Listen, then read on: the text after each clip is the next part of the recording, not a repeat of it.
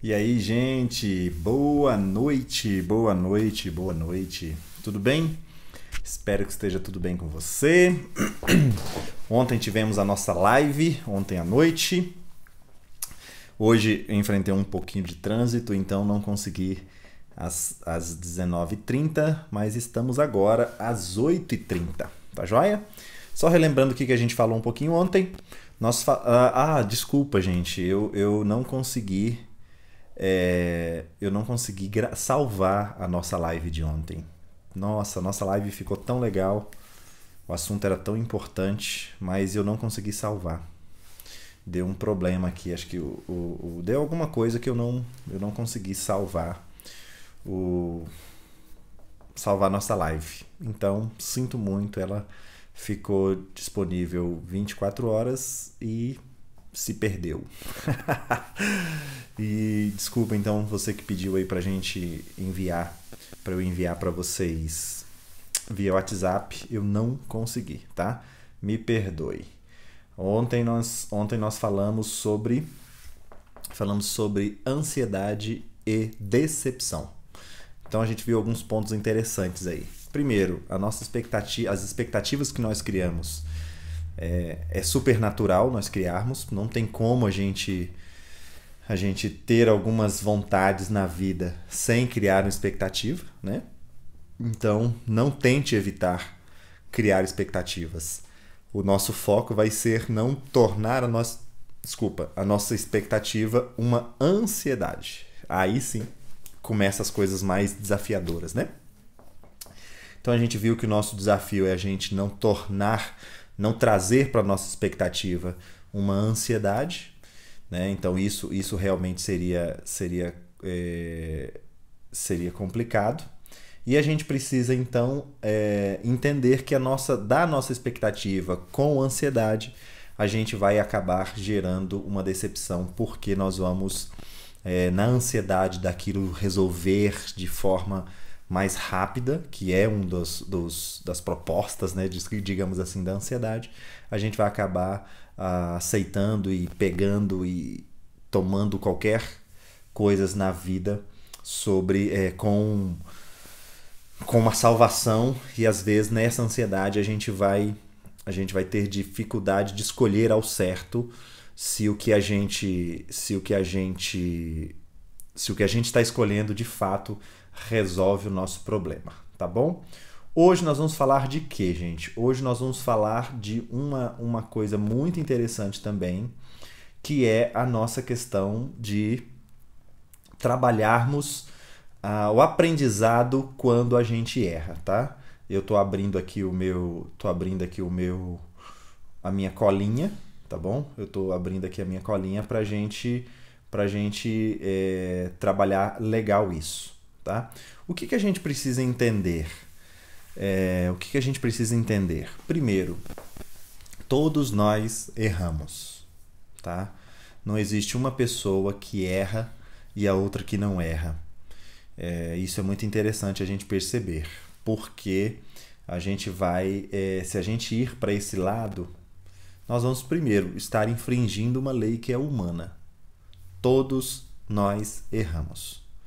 Todos nós cometemos erros dos mais variados, dos mais distintos, em todas as fases da nossa vida, em todas as áreas. Nunca nenhum ser humano consegue se livrar da possibilidade de errar. Tá joia? Todos vocês estão chegando aí, muito bem-vindos, muito bem-vindas, tá? Hoje nós vamos falar sobre um assunto muito interessante, que é a gente tratar como que o tema hoje é errei, como aprender com os meus erros. Então, a primeira coisa, não tente se perceber, se entender ou se cobrar como uma pessoa que não erra, tá? Dos erros mais simples aos mais sérios, todos nós somos suscetíveis a erros em toda a nossa vida, tá joia? Então, se a gente internalizar isso, se a gente conseguir de fato trazer isso para a nossa vida, rapaz, a gente consegue amenizar 50% das nossas crises. Porque onde está a nossa crise? A nossa crise está na cultura que nós criamos por N fatores, de N lados, de que a gente não pode errar. Né? Então tem a cultura familiar dizendo, reprimindo a gente, olha, não, não, não, não, não. Né? Tem a cultura social dizendo não, não, não, não, não. Cobrando essa perfeição, cobrando essa performance cada vez mais. Gente, se o áudio tiver alguma coisa ruim, por favor, me dá um feedback aí, tá? Então a gente tem a pressão familiar, a gente tem a pressão cultural, social, dizendo pra gente, apontando cada vez mais performances cada vez mais perfeitas. Então a gente supervaloriza o acerto. E tem também outras culturas, a gente tem outras culturas, por exemplo, a cultura religiosa, que também lida... A gente lida de um aspecto muito ruim. Voltei. Tudo bem aí, gente? Voltei, ok? Deu uma quedinha aqui, mas nós voltamos. Então eu estava falando das pressões que a gente sofre na nossa vida, né? Por outro lado, a gente tem a questão também muito forte, principalmente no Brasil, né? A gente vai ter uma percepção, uma pressão muito grande da religião, né? O Brasil é um país muito religioso, né? De muitas vertentes religiosas. Então, se tratando de erros, se tratando de cometer erros, a religião tem um papel muito forte na construção dessa ideia de que é preciso acertar sempre, tá? Eu estou só abrindo a minha colinha aqui, tá? Só um minutinho. Então, o que acontece? A gente tem essas várias vertentes que vão construindo para nós essa ideia de não saber lidar com o erro. Então, a gente vai para o ramo profissional, para o ramo social, para o ramo familiar, para o ramo religioso. Todos eles cobram e nos preparam muito mais para viver no acerto. Já percebeu isso? Nós somos constantemente ligados para a gente viver o acerto e não o erro. Então a gente lida com a ideia, às vezes, a gente até cita, olha, nós somos humanos, nós somos falhos, ninguém é infalível. Só que na construção geral, nós não temos uma construção, uma instrução, um direcionamento quando errar. A gente só tem ferramentas e acessórios para não errar, para acertar sempre. Como acertar sempre? Mas a gente não tem uma ferramenta, uma questão que nos leva a, quando errar, já que isso é normal, quando errar, o que a gente fazer? Então, a questão é que a gente precisa começar a pensar. A gente precisa começar a pensar o seguinte: todos nós erramos. E isso não pode ficar só no ramo do pensamento, tá? Isso não pode ficar só num ideal ideológico. Isso precisa ser de fato, de verdade, internalizado dentro de nós. Quer ver outra coisa? Essa cultura do acertar, do perfeccionismo, da performance magnífica, nos leva a um orgulho. Entende? Querendo ou não, nós somos medidos pelos acertos. Nós não somos, né? E nós somos taxados pelo erro. Então nós somos super valorizados no acerto e super menosprezados nos erros. Olha que louco.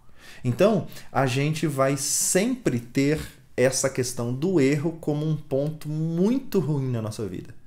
Daí vem os costumes de esconder, aí vem os costumes de se blindar, aí vem a cultura de negar, de esconder, de deixar quieto. Então tudo isso é fruto do quê? De uma cultura de não lidar com a ideia, não construir a ideia da possibilidade do erro.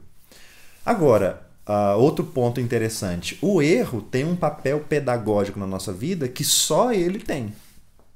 Interessante, né?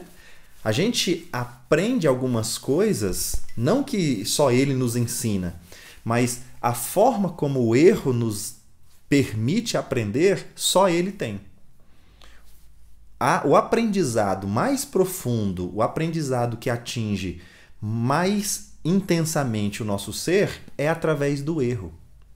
Não é através dos acertos, das descobertas, das perspectivas positivas. Há uma ênfase interessantíssima de aprendizado através do erro.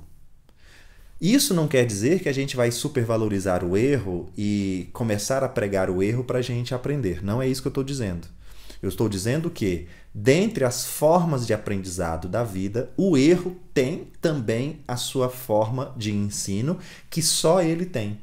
Ou seja, então por que menosprezar quando a gente erra? Por que abandonar o caminho? Por que negar o caminho? Por que esconder? Por que rejeitar toda e qualquer percepção do erro, se o erro também é pedagógico? Então, primeiro, para a gente começar essa construção, é sim possível aprender com os nossos erros. É sim possível aprender com os nossos tropeços. Agora, como aprender? Porque através do erro tiro as minhas melhores lições. Porque o erro tem essa característica. Só o erro nos ensina de forma mais profunda as coisas que a gente pode aprender. Tá joia?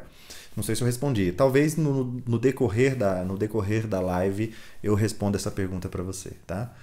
Então agora a pergunta que fica é, já que eu sei que eu erro, já que eu preciso internalizar isso, não ficar apenas como um conceito, mas ficar como algo profundo, internalizar isso para dentro de mim, para quebrar o orgulho, quebrar essa cultura da performance exata e super mega ultra power.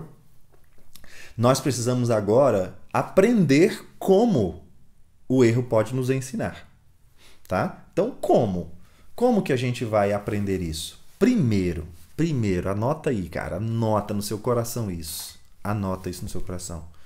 Nós precisamos entender a lidar com a culpa. Lidar com a culpa. Isadora Paz. Tudo bem? Bem-vinda. Nós precisamos aprender a lidar com o aspecto chamado culpa.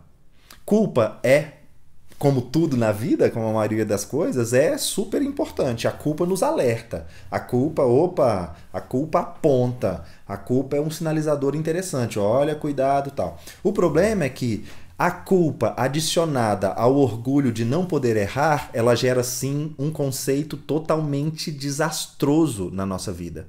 Porque olha só, olha o que a culpa doentia ela faz. Ela gera esse pensamento. Como alguém tão bom quanto eu, alguém que sempre fez alguma coisa certa, alguém que foi criado, alguém que tem costume, alguém que tem valor, alguém que tem princípios, alguém que está inserido numa cultura bacana, alguém que tem a religião legal, como que eu fui errar? Olha que doido, você já sentiu isso? Já? Ou seja, ao errar, eu tenho duas opções de sentir culpa. Poxa, errei. Cara, não deveria, não poderia. Essa culpa é saudável. É um apontamento de que, opa, você não deveria, tá? Não deveria fazer isso. Essa é a culpa saudável. A culpa é um sinalizador. Opa, você está no caminho errado, volta. Agora, a culpa desastrosa é quando eu junto toda essa cultura de acerto sempre, essa cultura de mostrar sempre que eu sou bom, e eu somo isso dizendo assim, cara, como é que eu pude fazer isso? Ou seja, a culpa nega em mim a possibilidade do erro. Olha que louco. Então ela é paralisante. Porque essa culpa agora, ela vai fazer o quê? Eu ficar remoendo, eu ficar tentando achar, eu ficar tentando encontrar, criando elucubrações, criando pensamentos que justifiquem o porquê eu errei. Olha que doido. E nessa culpa destrutiva, eu vou começar a ver e a perceber e a criar motivos e justificativas externas. Ah, eu pequei porque foi. Ah, eu errei porque foi. Ah, eu cometi esse erro porque... Tá vendo? Então, essa junção, essa construção de alguém perfeito, essa construção de alguém que não pode errar, vai gerar em mim uma culpa tão grande que eu não consigo olhar para dentro de mim quando eu erro. Então vai gerar em mim uma vitimização. Olha que paralisante isso. Olha que aspecto doentio.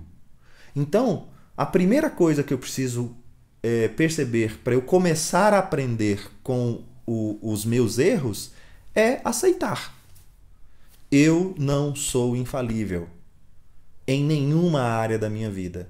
Mesmo eu tendo uma força numa área, uma área mais fraca, um lado mais fraco, mas em todas as áreas da minha vida eu sou 100% vulnerável.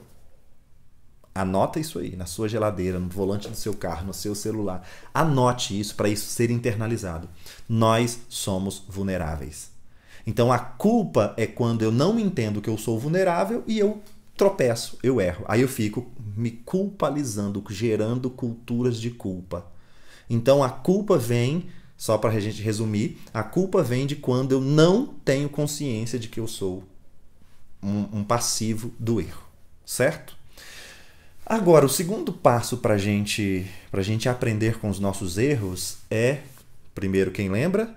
Lidar com a culpa saudável e não com a culpa doentia. Segundo, passar pelo processo de aceitação.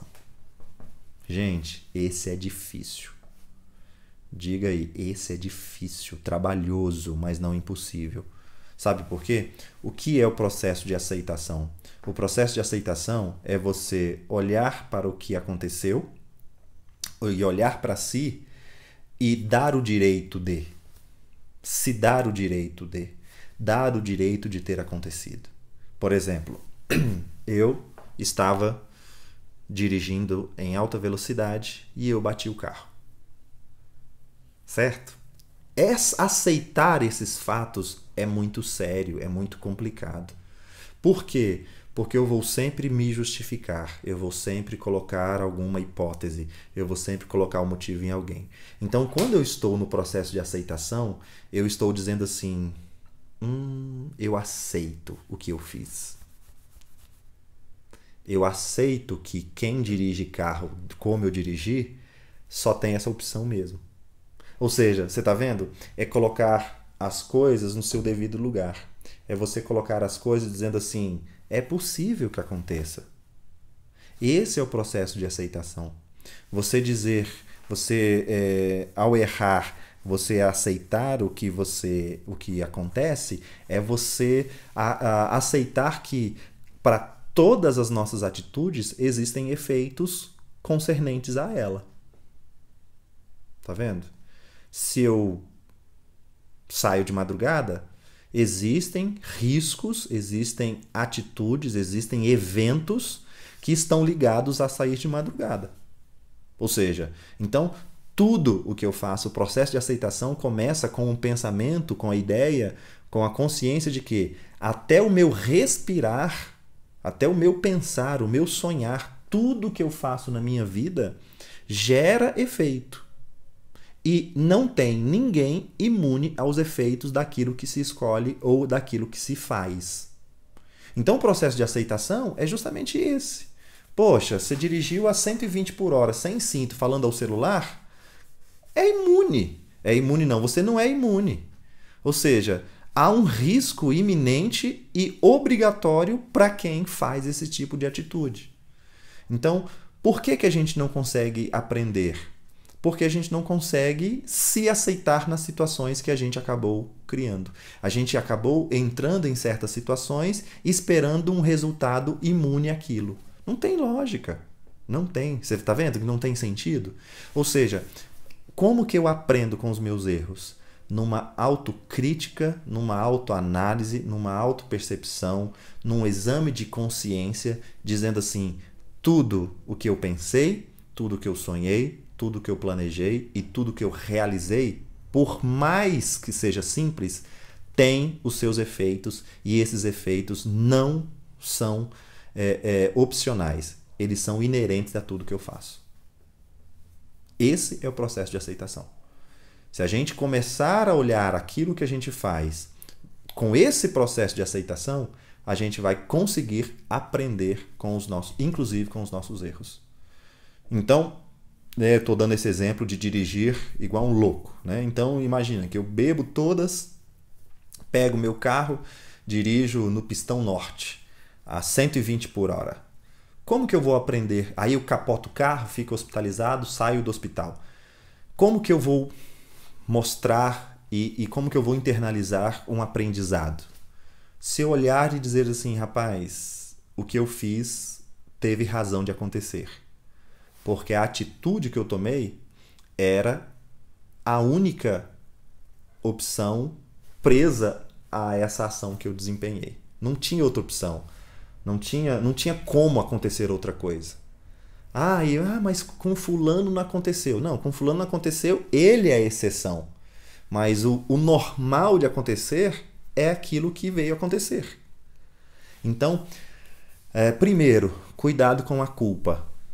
Não se julgue imune a nada.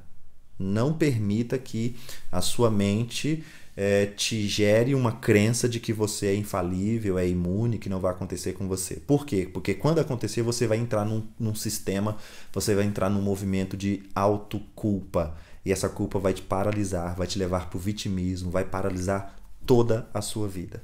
Segundo, passe pelo processo de aceitação. Tudo que a gente faz tem o seu efeito. Seja agora, seja mais tarde, seja num outro momento, tudo que a gente faz tem o seu efeito, tá? Isso não é religião, isso não é espiritualidade, não é castigo, não é nada. É simplesmente a ordem da vida. Se eu comer desregradamente, tem o seu efeito. Se eu não comer, também tem o seu efeito. Se eu comer de forma saudável, tem o seu efeito. Se eu acordar, tudo na vida tem o seu efeito.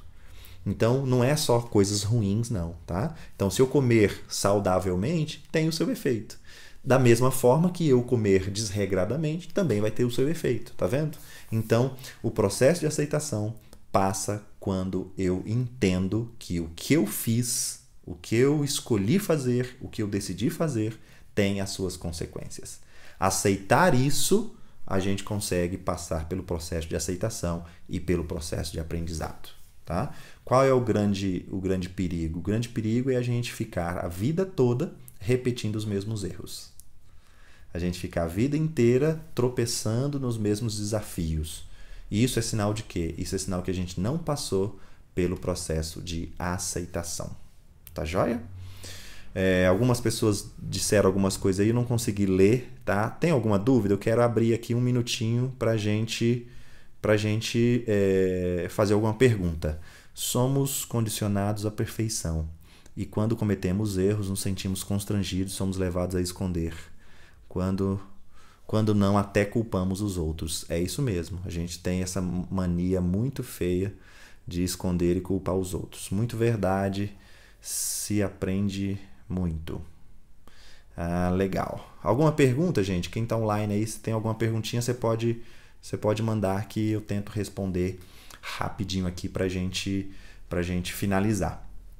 Lembrando que, se você quer receber essa live depois no seu WhatsApp, manda um direct para mim com o seu WhatsApp, que eu salvo essa live no YouTube, num link reservado, e te mando ela semanalmente, tá? Todos os dias eu quero fazer um tema, uma conversa rapidinha. Essa live vai ficar 24 horas no Instagram e depois ela fica no YouTube e eu te mando o link. Às vezes você quer mandar para alguém, quer compartilhar isso com alguém, você pode fazer isso, tá joia?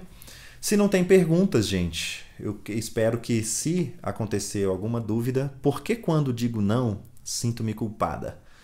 Pelo simples fato de não saber dizer não.